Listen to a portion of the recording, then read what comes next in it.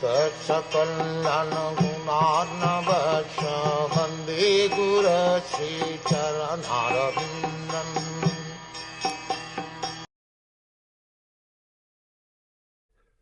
Thus he fixed his mind, perfectly engaging it by linking it in devotional service Bhakti Yog without any tinge of materialism, and thus he saw the absolute personality of Godhead along with his external energy, which was under full control. Perfect vision of the absolute truth is possible only by the linking process of devotional service. This is also confirmed in the Bhagavad Gita.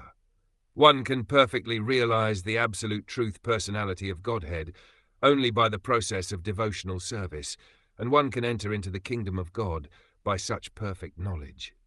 Imperfect realization of the absolute by the partial approach of the impersonal Brahman or localized Paramatma does not permit anyone to enter into the kingdom of God. Sri Narad advised Srila Vyasadeva to become absorbed in transcendental meditation on the personality of Godhead and his activities. Srila Vyasadeva did not take notice of the effulgence of Brahman because that is not absolute vision. The absolute vision is the personality of Godhead, as it is confirmed in the Bhagavad Gita 7.19, Vasudev Sarvam Iti. In the Upanishads also it is confirmed that Vasudev, the personality of Godhead, is covered by the golden glowing veil of impersonal Brahman, and when that curtain is removed by the mercy of the Lord, the real face of the Absolute is seen. The Absolute is mentioned here as the Purusa, or person. The absolute personality of Godhead is mentioned in so many Vedic literatures, and in the Bhagavad Gita, the Purus is confirmed as the eternal and original person. The absolute personality of Godhead is the perfect person. The Supreme Person has manifold energies, out of which the internal, external, and marginal energies are specifically important. The energy mentioned here is the external energy, as will be clear from the statements of her activities. The internal energy is there along with the absolute person, as the moonlight is there with the moon. The external energy is compared to darkness because it keeps the living entities in the darkness of ignorance.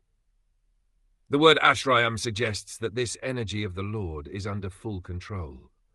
The internal potency or superior energy is also called Maya, but it is spiritual Maya, or energy exhibited in the absolute realm. When one is under the shelter of this internal potency, the darkness of material ignorance is at once dissipated, and even those who are atmaram, or fixed in trance, take shelter of this Maya, or internal energy. Devotional service, or Bhakti Yog, is the function of the internal energy. Thus there is no place for the inferior energy, or material energy, just as there is no place for darkness in the effulgence of spiritual light. Such internal energy is even superior to the spiritual bliss attainable in the conception of impersonal Brahman. It is stated in the Bhagavad Gita that the impersonal Brahman effulgence is also an emanation from the absolute personality of Godhead, Sri Krishna. The Parampurus cannot be anyone except Sri Krishna himself, as will be explained in the later shlokas.